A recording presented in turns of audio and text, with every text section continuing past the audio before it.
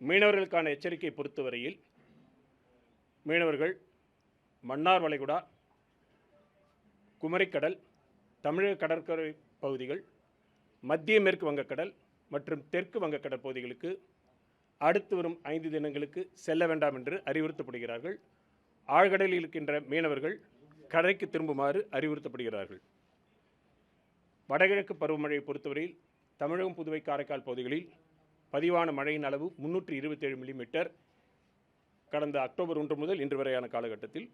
இந்த காலகட்டத்தின் இயல்பளவு 331 மில்லிமீட்டர் இயல்பை ஒட்டி பதிவாகியுள்ளது. ஓகேங்களா? அதாவது நமக்கு வெல்மார்க் லோ ப்ரெஷராக இருந்தது, டிப்ரெஷனாக வலுப்பெற்றிருக்கு, தொடர்ந்து டீப் டிப்ரெஷனாக வலுப்பெறும். தென் நமக்கு இலங்கை மற்றும் தமிழக கடற்கரை நோக்கி நகரக்கூடும் அடுத்து அந்த 2 தினங்களுக்கு சொல்லியிருக்கோம். மீனவர்களுக்கு புயலாக வலுவதற்கான வாய்ப்புகள் குறித்து தொடர்ந்து கண்காணித்து தெரிவிக்கப்படும். தற்பொழுது நிலை டீப் டிப்ரெஷன் வரைக்கும் சொல்லியிருக்கு. ஆமாம், அதான் கனமழை, மிக கனமழையில் சொல்லியிருக்கிறோம். அந்த கனமழைக்கான வாய்ப்புகள் எல்லாமே சொல்லியிருக்கிறோம். நம்ம மாவட்டங்கள் வழியாக சொல்லியிருக்கிறோம். அந்தந்த மாவட்டங்களை பொறுத்த வரைக்கும் கனமழைக்கான வாய்ப்புகள் கொடுத்துருக்கு.